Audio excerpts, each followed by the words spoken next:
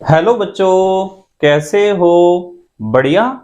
आप बढ़िया तो मैं भी बढ़िया। तो देखो बच्चों, आज हमें क्या पढ़ाई करनी है। आज है हमारे पास सजातीय श्रेणी। तो आज हमारे देश के बच्चे पढ़ेंगे सजातीय श्रेणी के बारे में। और सजातीय श्रेणी को इंग्लिश में हम कहते हैं होमोलोगस सीरीज। तो जल्दी से अपनी नोटबुक में हेडिंग लिख लो आप, सजातीय श्रेणी या होमोलोगस सीरीज। इसके बारे में पढ़ते हैं। देखो, सजातीय श्रेणी का मतलब होता है कार्बनिक यौगिकों की एक ऐसी श्रेणी जिसमें क्रियात्मक समूह एक जैसे हों, यानी उस श्रेणी में जितने भी सदस्य होंगे उनमें सब में एक ही जैसा क्रियात्मक समूह होगा। और उन सदस्यों को अणुभार के बढ़ते हुए क्रम में रखेंगे हम। दो बात। और तीसरी बात यह है कि दो सदस्यों के बीच जो क्रमागत सदस्य होते हैं उनके बीच CH2 का अंतर होगा। तो ये तीन बातें तो कम से कम ध्यान रखनी ही है। कौन कौन सी तीन बातें? सबसे पहली बात कि सजातीय श्रेणी होती है कार्बनिक यौगिकों की श्रेणी।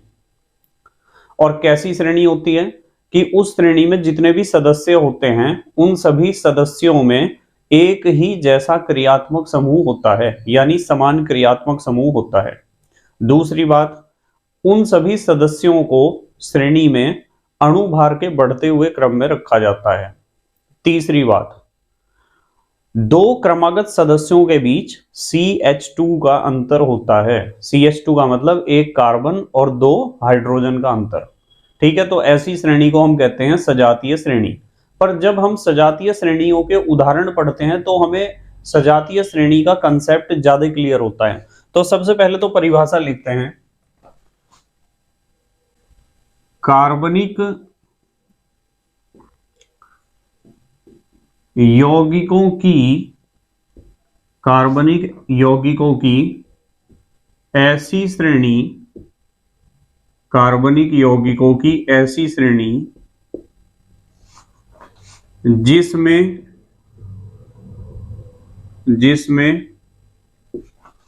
उपस्थित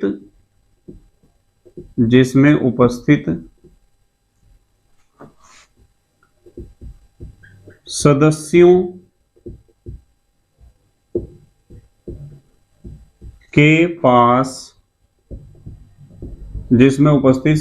के पास एक ही के जगह आप लिख सकते हो समान। एक ही लिख दो या समान लिख दो, एक ही बात है। सदस्यों के पास समान क्रियात्मक समूह होता है। भाई समान क्रियात्मक समूह होगा सभी सदस्यों के पास। ठीक है, कॉमा, सदस्यों को जो उस श्रेणी के सदस्य हैं या मेंबर हैं, सदस्यों को अणुभार के बढ़ते हुए क्रम में रखा जाता है। अणुभार के बढ़ते क्रम में रखा जाता है। अणुभार के बढ़ते क्रम में रखा जाता है। और एक बात और ध्यान रखनी है आपको, तथा दो क्रमागत, यानी एक के बाद एक आने वाले दो क्रमागत सदस्यों के बीच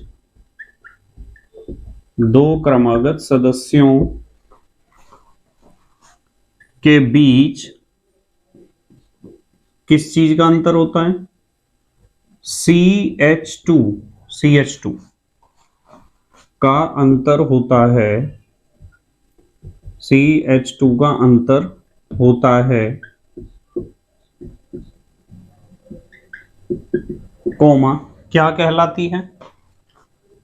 सजातीय श्रेणी या आप कह सकते हो होमोलोगस सीरीज सजातीय श्रेणी कहलाती है। तो ये तो बेटे आपको परिभाषा याद रखनी है सजातीय श्रेणी की। इस परिभाषा में तीन बातों को मैंने आपको बताया है। वैसे पॉइंट्स तो बहुत सारे हैं और सारे पॉइंट्स में डिस्कस करूंगा और एग्जाम्पल भी डिस्कस करूंगा कि सजातीय श्रेणी कैसी होती है, क्योंकि यदि एग्जाम में ये क्वेश्चन आएगा तो एग्जाम्पल तो कम से कम 1 या 2 एग्जाम्पल तो लिख के आने पड़ेंगे ना हमें। तो ये हुई सजातीय श्रेणी। इसमें 3 बातें बताई गई हैं कि कार्बनिक यौगिकों की ऐसी श्रेणी है जिसके सभी सदस्यों के पास समान क्रियात्मक समूह हो और सभी सदस्यों को श्रेणी में अणुभार के बढ़ते हुए क्रम में रखा गया हो और 2 क्रमागत सदस्यों के बीच CH2 का अंतर हो। ठीक है, चलो अगली बात करते हैं। एक हेडिंग लिखो अब आप, लक्षण।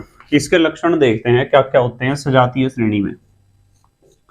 हेडिंग लिखते हैं लक्षण, या कैरेक्टरिस्टिक्स भी लिख सकते हो आप, कैरेक्टरिस्टिक्स ऑफ होमोलोगस सीरीज।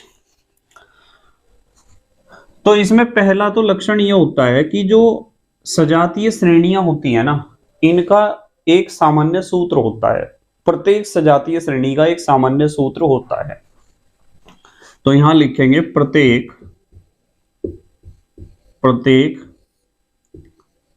सजातीय श्रेणी का, प्रत्येक सजातीय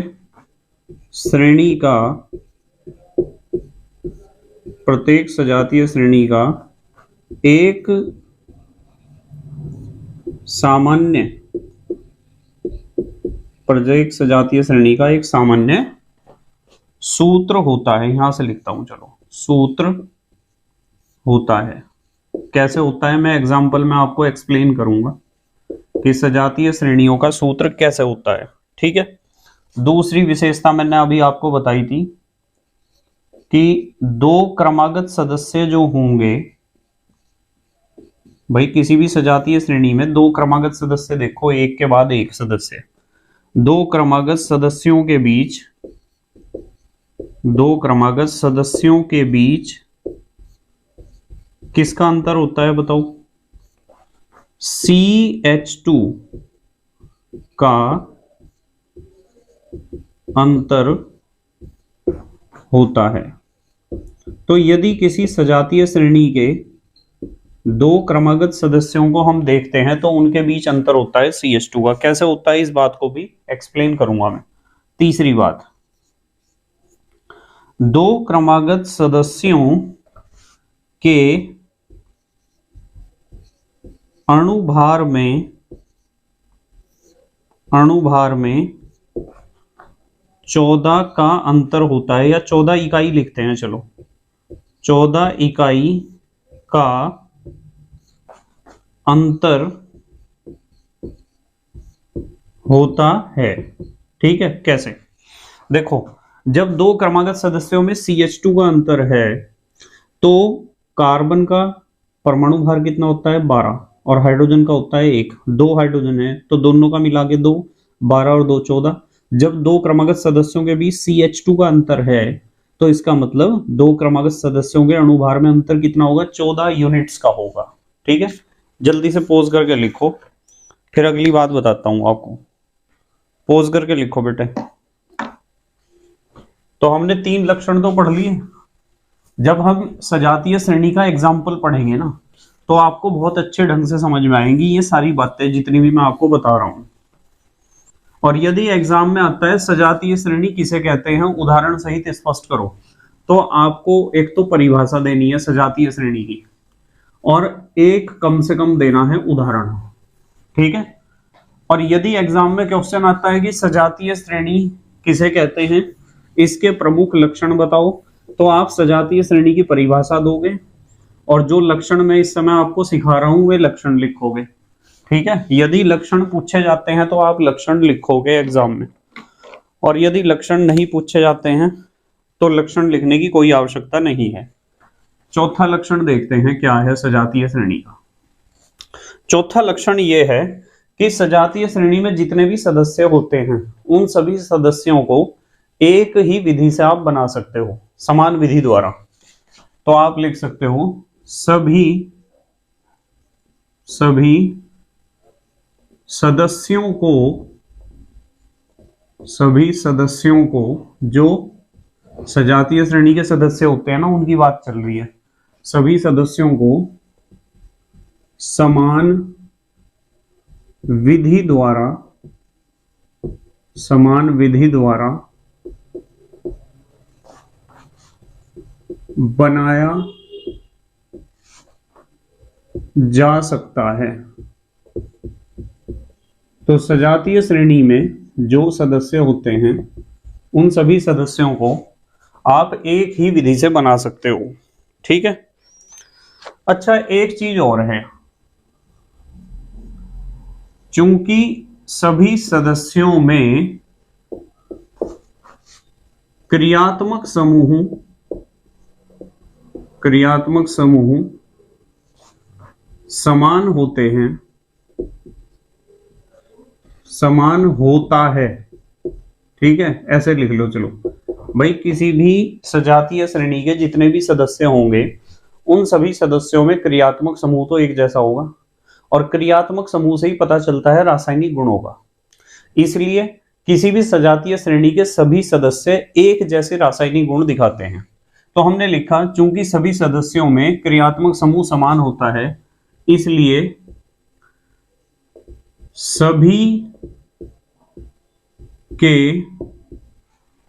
सभी के मतलब सभी सदस्यों के की बात चल रही है। सभी के रासायनिक गुण भी कैसे होते हैं? समान। रासायनिक गुण भी समान होते हैं। तो किसी भी सजातीय श्रेणी में जितने भी सदस्य होते हैं सभी के रासायनिक गुण एक जैसे होते हैं, क्योंकि सबके पास क्रियात्मक समूह भी एक जैसा है, इसलिए। ठीक है, ध्यान रखना, मैंने आपको क्रियात्मक समूह के बारे में सिखा रखा है। मैंने आपको सिखा रखा है कि क्रियात्मक समूह वो समूह होता है जो किसी कार्बनिक यौगिक के रासायनिक गुणों का निर्धारण करता है, जिसके ऊपर निर्भर करते हैं रासायनिक गुण। ठीक है। नंबर 6, अणुभार। यदि आप सजातीय श्रेणी में ऊपर से नीचे आओगे ना तो अणुभार बढ़ेगा। ठीक है, पता है ना आपको पता है कि हर एक स्टेप पर 14 इकाई अणुभार बढ़ जाता है, क्योंकि CH2 का अंतर होता है ना दो क्रमागत सदस्यों के बीच। तो आपको ध्यान रखना है, अणुभार बढ़ने के साथ साथ सदस्यों के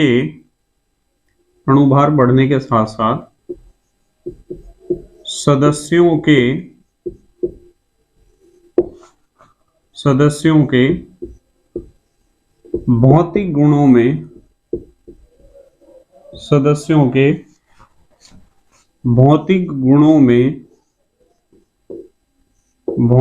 में परिवर्तन होता है, क्योंकि ये भौतिक गुण क्रियात्मक समूह के ऊपर निर्भर नहीं करते हैं। भौतिक गुण ज्यादातर निर्भर करते हैं अणुभार के ऊपर।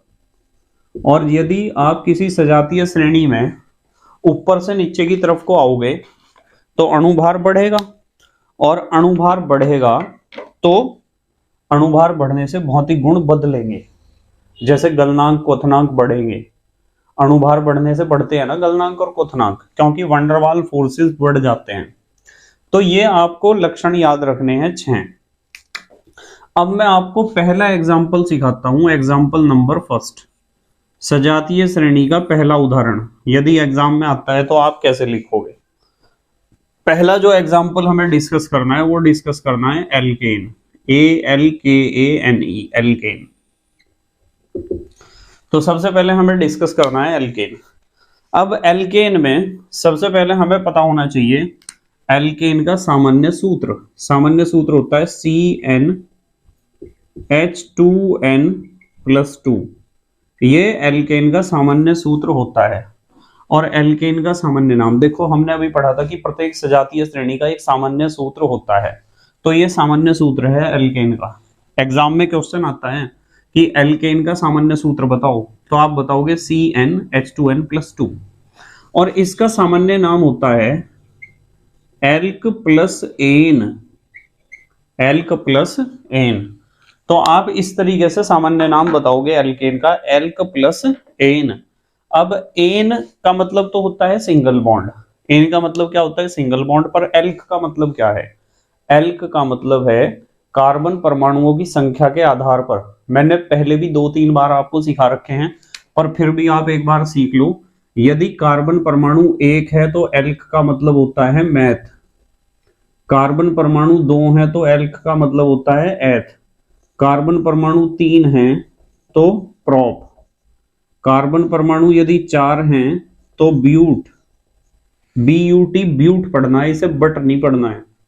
कार्बन परमाणु पांच हैं तो पेंट, कार्बन परमाणु छह हैं तो हेक्स, और कार्बन परमाणु सात हैं तो हेप्ट, कार्बन परमाणु आठ हैं तो ऑक्ट, सिखा रखा है ना, ऑक्ट, नॉन, डेक, अनडेक, डूडेक, ट्राइडेक, टेट्राडेक, पेंटाडेक, ऑक्टाडेक, इस तरह चलता रहता है।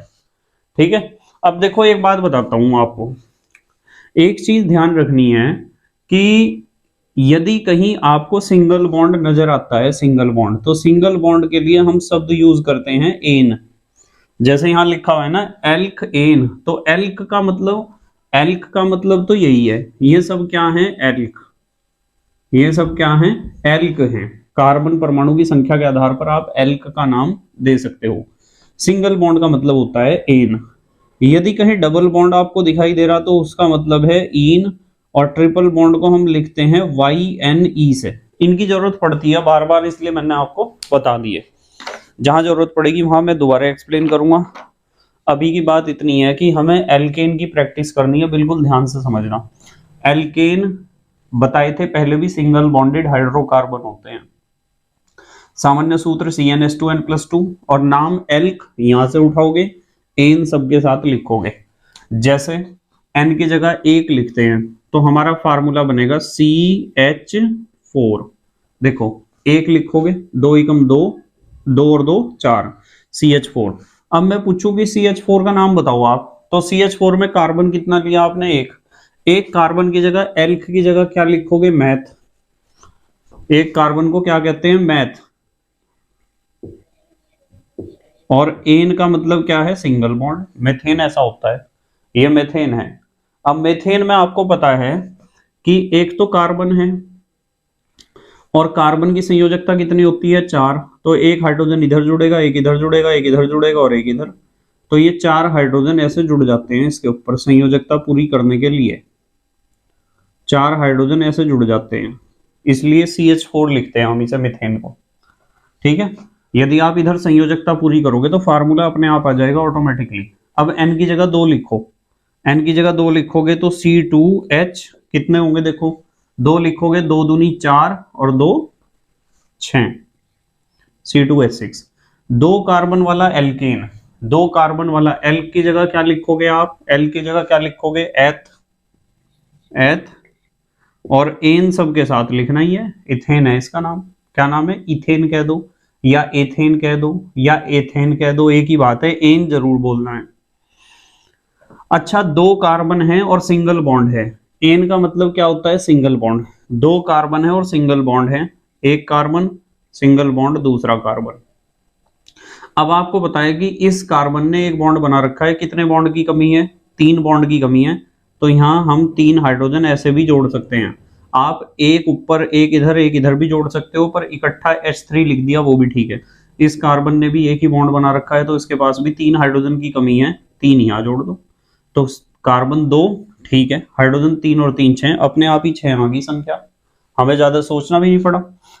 अब n की जगह यदि मैं 3 रखता हूं तो C3H, देखो 2 तिया 6 और 2 8, C3H8, 3 कार्बन वाला एल्केन, भाई methane, ethane, propane, butane, pentane, hexane, heptane, octane, नोनेन, decane, ठीक है, अनडेकेन, डूडेकेन, ट्राइडेकेन, इस तरह चलते हैं एल्केन। ये हमारे पास 3 कार्बन वाला एल्केन है, तो 3 कार्बन वाले एल्केन को कौन सा कहेंगे आप, प्रोपेन, प्रोपेन, तो इसका नाम हो जाएगा प्रोपेन, प्रोपेन। अब इसका स्ट्रक्चर बनाना है, 3 कार्बन है, सिंगल बॉन्ड से जोड़ने हैं, 1 2 3, हाइड्रोजन पूरे कर दो, इसने एक बॉन्ड बना रखा 3 की कमी, इसने 2 बॉन्ड बना रखे हैं 2 की कमी, इसने एक बॉन्ड बना रखा है 3 की कमी, कार्बन कितने हैं 3, यहाँ 3 लिखे हुए, हाइड्रोजन देखोगे इनके 3 और 3 6 और 2 8, अपने आप आ जाएंगे 8, यदि आप बिल्कुल सही संयोजकता पूरे कर रहे हो यहाँ कार्बन की। C4H, बताओ क्या होगा। 4 जब यहां लिखोगे 2 चौक 8 और 2 10, C4H10। 4 कार्बन वाला एल्केन, 4 कार्बन वाला एल्केन क्या नाम होगा, ब्यूटेन। इसका नाम होगा ब्यूटेन, ब्यूटेन होगा ना। 4 कार्बन बनाओ, 1 2 3 4, हाइड्रोजन पूरे करो। आपको पता है इसके ऊपर 3 जुड़ने हैं, 2 बॉन्ड पहले से ही है, 2 की कमी है, 2 बॉन्ड पहले से ही है, 2 की कमी है, 1 बॉन्ड है तो 3 की कमी है। कार्बन 4 हैं, ठीक है 4 हैं, हाइड्रोजन गिनो 3 और 3 6 और 2 8 और 2 10, देखो 10। इसी तरीके से यदि मैं कहूं C5H, बताओ कितना होगा। तो आप N की जगह 5 लिखोगे, 2 पंजे 10 और 2 12, C5H12। 5 कार्बन वाला एल्केन, 5 कार्बन वाले एल्केन को आप क्या कहोगे, पेंटेन। तो यहां आप लिखोगे pentane, PENT, pent, ANEN, pentane. और आप 1 कार्बन, देखो मैं हाइड्रोजन पूरे करता जा रहा, 2 कार्बन, 3 कार्बन, 4 कार्बन और 5 कार्बन। मैं किनारे वाले कार्बन पर 3-3 हाइड्रोजन बनाता हूं और बीच वाले कार्बन पर 2-2 हाइड्रोजन। गिन लो आप, 3 और 3 6 और 2 8 और 2 10 और 2 12, देखो 12 हाइड्रोजन थे। तो ये हमारे पास एल्केन की एक सजातीय श्रेणी आई है। इस सजातीय श्रेणी में 6 के 6 लक्षणों को आप चेक कर सकते हो, ये सारे लक्षण आपको दिखाई देंगे। जैसे अणुभार के बढ़ते हुए क्रम में है, एक जैसा क्रियात्मक समूह मींस हर जगह सिंगल बॉन्ड है, ये सिंगल बॉन्डेड हैं सारे, ठीक है। सब में एन हम इसलिए लिख रहे हैं क्योंकि सारे सिंगल बॉन्डेड हैं, ठीक है। अगली बात, दूसरी बात यह है कि 2 सदस्यों के बीच CH2 का अंतर है। देखो इसमें 1 कार्बन है, इसमें 2, 1 कार्बन का अंतर आया है, 4 और 2 6, 2 हाइड्रोजन का अंतर आया। तो इन दोनों के बीच में देखोगे CH2 का अंतर है, इन दोनों के बीच में भी CH2 का अंतर है, इन दोनों के बीच में भी। और जब CH2 का अंतर है तो अणुभार में 14 का अंतर होगा 2 क्रमागत सदस्यों के बीच में, चाहे आप इन दोनों के बीच देखो चाहे इन दोनों के बीच, ठीक है। तो ये एल्केन की एक सजातीय श्रेणी है। जल्दी से पोज करके लिखो, फिर मैं अगला एग्जाम्पल बताता हूं आपको। पोज करके लिखो बेटे, लिख लिया, ठीक है। तो ये एक सजातीय श्रेणी का एग्जाम्पल हमने पढ़ा, एल्केन। ये एग्जाम्पल बेटे आपने 10th क्लास में भी पढ़े थे, पर यदि आप 10th क्लास में नहीं पढ़ पाए तो कोई बात नहीं, अब तो पढ़ ही लोगे आप।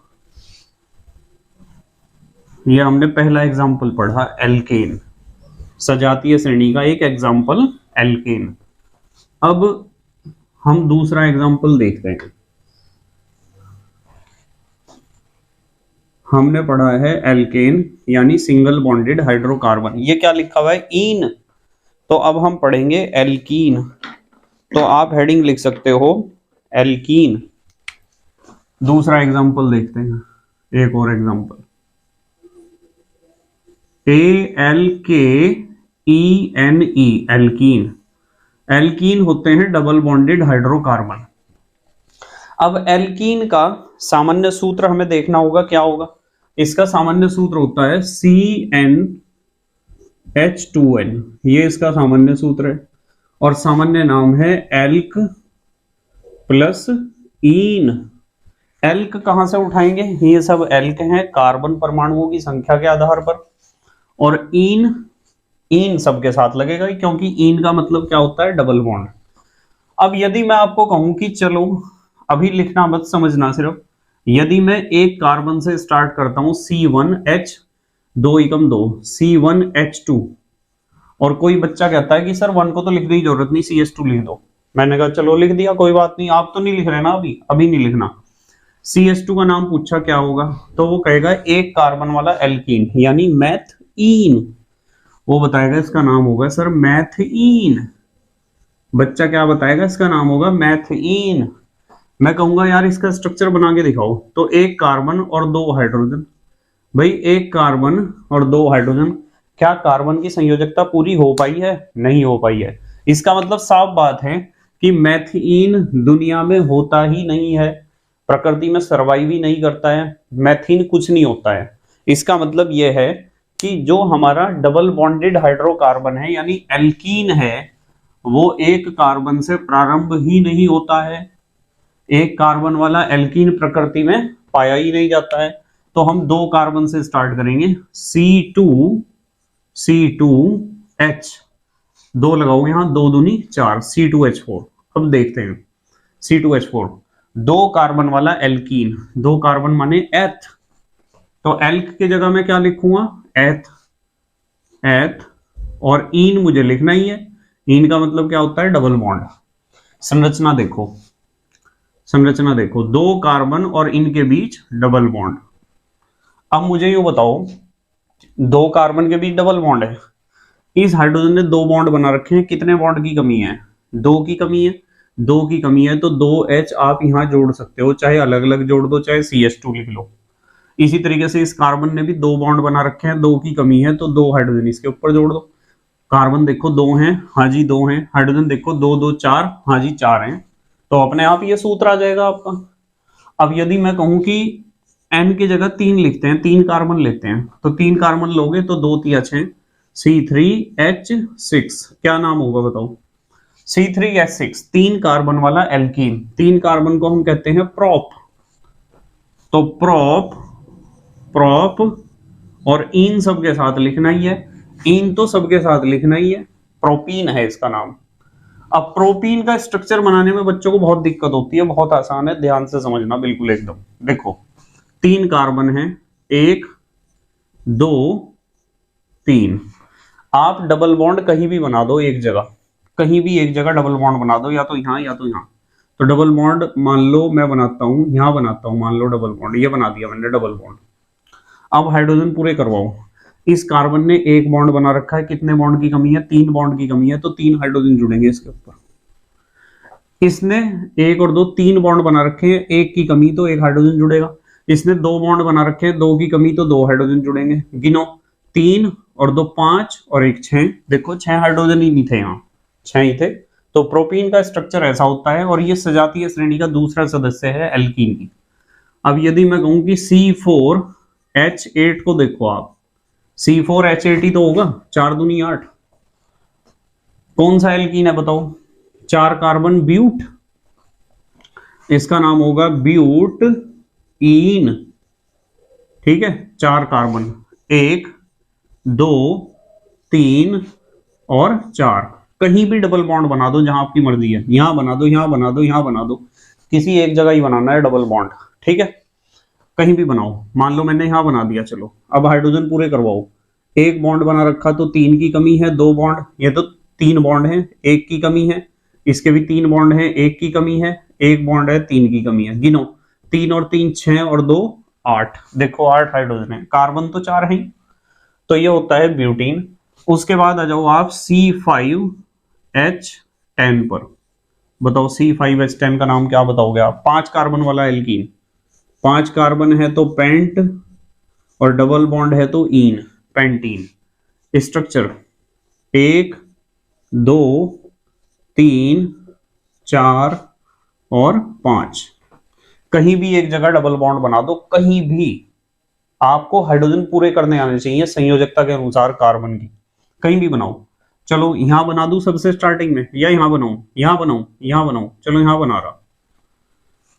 1 बॉन्ड बना रखा है, 3 की कमी है, 2 बॉन्ड बना रखे हैं, 2 की कमी है, 2 बॉन्ड बना रखे हैं, 2 की कमी है, 3 बॉन्ड बना रखे, 1 की कमी, 2 बॉन्ड बना रखे ना, 2 की कमी। गिनो, 3 और 2 5 और 2 7 और 1 8 और 2 10, देखो 10 थे।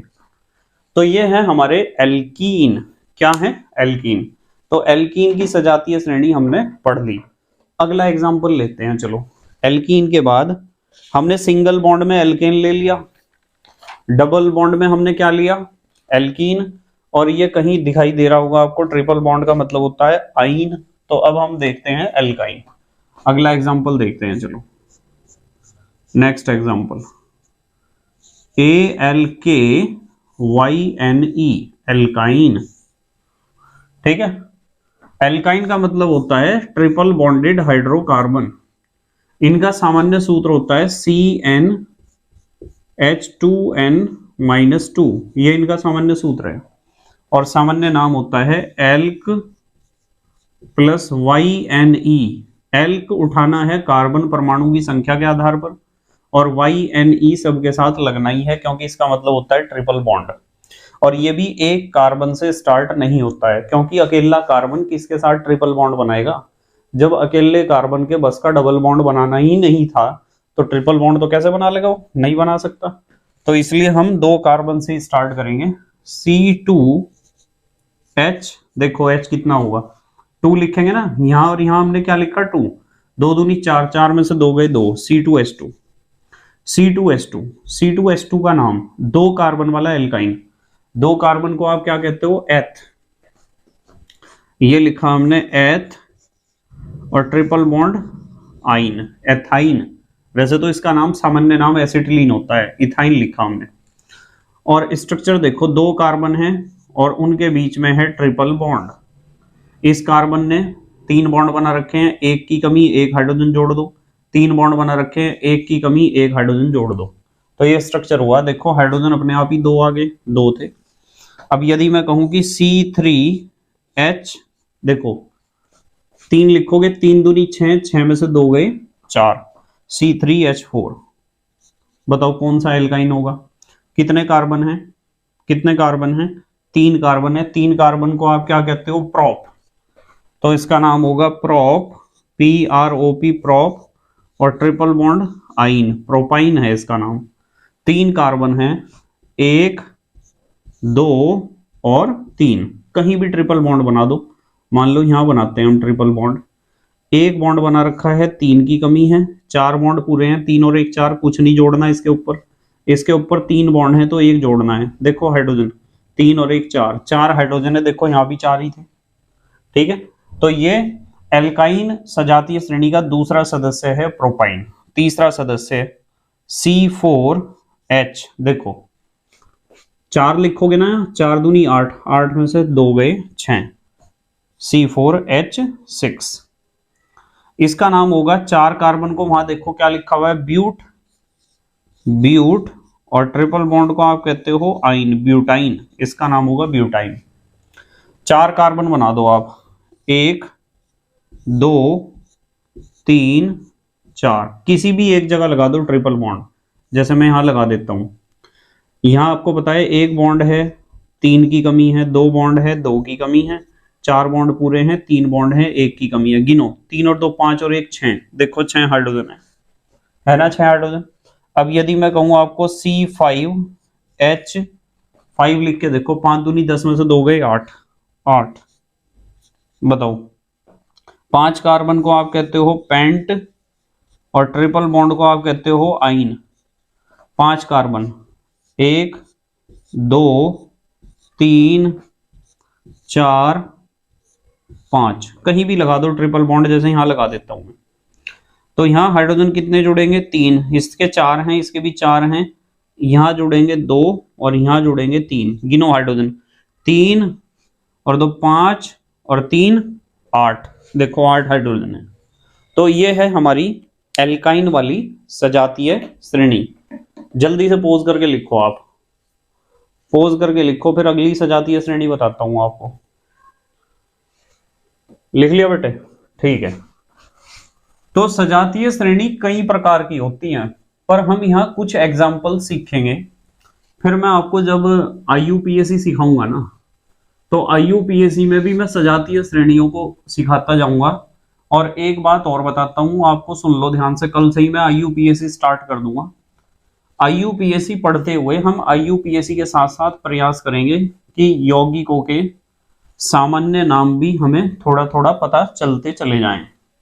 ठीक है, क्योंकि ज्यादा प्रचलन जो है वो IUPAC का नहीं है।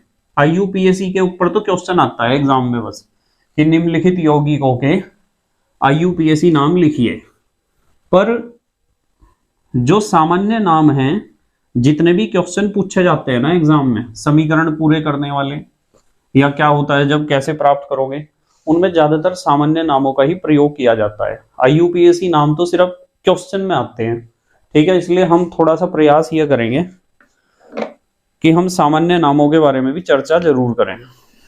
ठीक है, अगली सजातीय श्रेणी हमें देखनी है अल्कोहल, ALCOHOL, अल्कोहल। अल्कोहल में CnH2n+1OH, ये इसका सामान्य सूत्र है। वैसे आप इसे सामान्य सूत्र को ऐसे भी लिख सकते हो ROH। R का मतलब मैंने आपको सिखा रखा है एल्काइल ग्रुप है, तो ये एल्काइल ग्रुप का ही तो फार्मूला है, यहां से यहां तक लिखा हुआ एल्काइल ग्रुप, और उसके आगे क्या जुड़ा हुआ है OH। और नाम आपको बताता हूं, अच्छा इसका नाम होता है एल्काइल, सामान्य नाम एल्काइल एल्कोहल, एल्काइल अल्कोहल। ठीक है, एल्काइल ग्रुप मैंने आपको पढ़ा दिए थे पहले ही, और एल्काइल में भी बहुत बढ़िया बढ़िया एल्काइल पढ़ाए थे आपको। Normal alkyl, iso alkyl group भी पढ़ाए थे, नियो एल्काइल ग्रुप भी पढ़ाए थे, primary alkyl, secondary alkyl, tertiary alkyl भी पढ़ाए थे। ठीक है, चलो स्टार्ट करते हैं।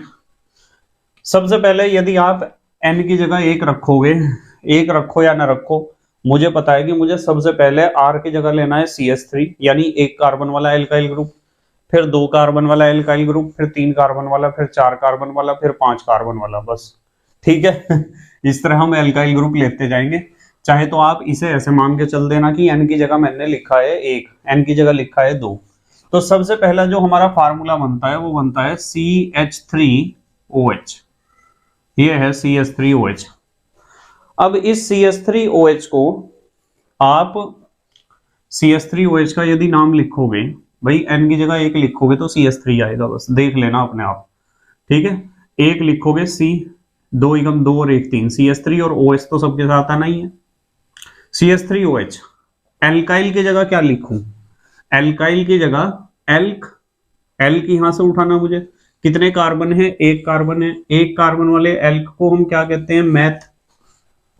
तो मैथ, और YL तो लिखना ही है, मेथाइल एल्कोहल, इसका नाम है मेथाइल एल्कोहल। समझ में आया ना? वैसे भी मैंने आपको सिखा रखा है CH3 का मतलब होता है मिथाइल, C2H5 का मतलब होता है इथाइल। अब जैसे ये है C2H5OH, इसका अगला सदस्य ये होगा C2H5OH, n की जगह 2 रखोगे तो C2H5OH। तो C2H5 2 कार्बन वाला एल्काइल ग्रुप क्या होता है? 2 कार्बन वाला एल्काइल ग्रुप क्या होगा? इथाइल। जैसे 1 कार्बन वाला एल्काइल ग्रुप मिथाइल होता है, तो एल्काइल की जगह इस बार आप लिखोगे इथाइल, इथाइल एल्कोहल। अब इथाइल अल्कोहल में आप इस तरह भी बना सकते हो, इसे देखो, 2 कार्बन वाला एल्कोहल, यही तो है 2 कार्बन वाला, और यहां क्या था? 1 कार्बन वाला एल्कोहल। तो हाइड्रोजन तो यहां 3 जुड़ेंगे, पक्की बात है, जब तो यहां CH3OH लिखा था, और यहां 3 तो हाइड्रोजन यहां चाहिए, एक एक 2 बॉन्ड बना रखे, 2 यहां चाहिए, तो 2 कार्बन, देखो 2 कार्बन है, हाइड्रोजन 3 और 2 5, देखो 5 हाइड्रोजन है। ये खेल समझ में आना चाहिए आपके, जरूर, बिल्कुल हर एक हालत में। अच्छा देखो, n की जगह 3 रखोगे ना, C3H7OH, ये आएगा C3H7OH। और C3H7OH 3 कार्बन वाला alkyl group, propyl, propyl, 3 carbon को प्रोप कहते हैं ना, तो ये होगा प्रोपाइल एल्कोहल।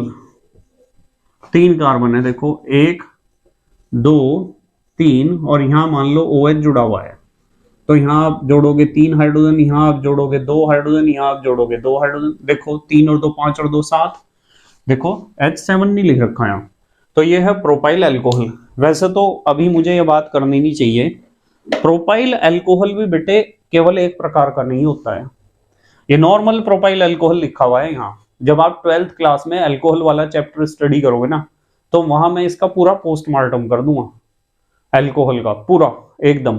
पर अभी तो आप इतना सीख लो, बस इतना बहुत सही है आपके लिए, इतना 11th क्लास के हिसाब से, ठीक है।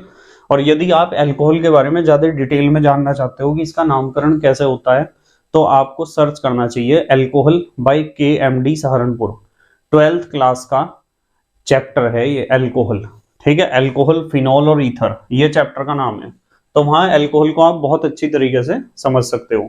पर अभी तो सिर्फ इतनी बात समझ लो। तो इस तरह अब फिर आप 4 कार्बन को देखोगे, वो ब्यूटाइल अल्कोहल हो जाएगा, 5 कार्बन वाला हो जाएगा पेंटाइल अल्कोहल, 6 कार्बन वाला हो जाएगा हेक्साइल अल्कोहल, 7 कार्बन वाला हेप्टाइल अल्कोहल।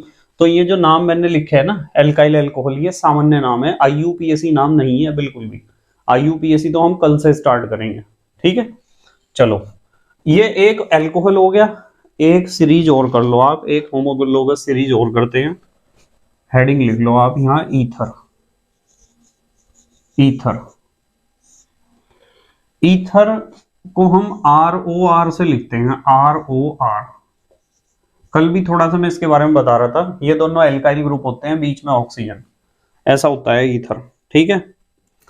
और CnH2n+2O, ये इसका सामान्य सूत्र होता है ईथर का, और सामान्य नाम इसका होता है, देखता हूं यहां आ जाएगा क्या, इसका सामान्य नाम होता है एल्काइल, एल्काइल ईथर, ठीक है। वैसे डाई एल्काइल ईथर भी कह सकते हैं यदि दोनों एल्काइल ग्रुप एक जैसे हुए। ये दोनों सेम भी हो सकते हैं और अलग अलग भी, देखो R डैश कर दिया मैंने यहाँ, अलग अलग भी हो सकते हैं। तो स्टार्ट करते हैं सबसे पहले CH3OCH3 से। अब CH3OCH3, इधर वाले को भी एल्काइल मानोगे, इधर पे एल्काइल मानोगे आप, alkyl alkyl ether. Methyl methyl ether, इसका नाम होता है मिथाइल मिथाइल ईथर। अब मुझे एक बात बताओ आप, जब मिथाइल मिथाइल 2 बार लिख दिया तो आप इसे डाई मिथाइल भी तो लिख सकते हो, तो आप इसे डाई मिथाइल ईथर भी लिख सकते हो, डाई मिथाइल ईथर। अब एक C2H5OCH3, इसे देखो आप ध्यान से जरा, इसमें एक तरफ तो मिथाइल ग्रुप है जो M से स्टार्ट होता है, और एक तरफ इथाइल है जो E से स्टार्ट होता है। आपको नाम में, सामान्य नाम में एक बात ध्यान रखनी है कि पहले सर मिथाइल लिखें या इथाइल। कुछ बच्चे लिखेंगे मिथाइल इथाइल ईथर, कुछ बच्चे लिखेंगे इथाइल मिथाइल ईथर। तो हमें M और E में ये देखना है कि अल्फाबेटिकल ऑर्डर में इनमें से पहले कौन सा आता है, यानी ABCD में E पहले आता है या M। आप कहोगे कि सर ABCD तो याद है हमारे, E आता है पहले, तो बेटे पहले इथाइल लिखना है आपको, इसका नाम होगा इथाइल मिथाइल ईथर, ठीक है। समझ में आया ना मैंने कैसे डिसीजन लिया। मैंने देखा कि मिथाइल का नाम M से शुरू होता है, इथाइल का E से शुरू होता है, तो मुझे यूं देखना है ABCD में M पहले आता है या E। हमने देखा E पहले आता है, तो पहले मुझे इथाइल लिखना है, इथाइल मिथाइल ईथर, इसका नाम होगा ethyl ethyl methyl ether, ethyl methyl ether, ठीक है। अच्छा, यदि मैं कहूं C2H5 single bond O single bond C2H5 आ गया हमारे पास। अब बताओ आप, अब तो ये भी इथाइल है, ये भी इथाइल है, तो या तो इसे लिखो इथाइल इथाइल ईथर, पर मेरे हिसाब से जब दोनों एक जैसे हैं तो ऐसे ही लिखना चाहिए जैसे यहां लिखा डाई मिथाइल ईथर। इसका नाम होगा di ethyl ether, di ethyl ether. क्या नाम होगा बेटे, डाई इथाइल ईथर। तो इसका नाम होता है डाई इथाइल ईथर। जल्दी से पोज करके लिखो, लिख लिया बेटे। तो उम्मीद है आपके समझ में जरूर आया होगा सजातीय श्रेणी, ठीक है। क्या पढ़ा हमने आज, सजातीय श्रेणी या होमोलोगस सीरीज, और क्या लक्षण होते हैं उसके बारे में डिस्कस करा हमने। 6 लक्षण इसके डिस्कस किए हैं, और ये बहुत सारे हमने कुछ एग्जाम्पल्स भी लिए हैं, ज्यादा एग्जाम्पल तो हालांकि नहीं लिए, पर हमने एल्केन एल्कीन एल्काइन एल्कोहल और ईथर 5 एग्जाम्पल हमने लिए हैं, 5 तरह की सजातीय श्रेणियां आपको बनवाई हैं, ठीक है। बाकी हम कल डिस्कस करेंगे, और कल हमें पढ़ना है IUPAC, जो आपके लिए बहुत इंपॉर्टेंट है, ठीक है। तो thank you very much for watching this video. Okay, bye.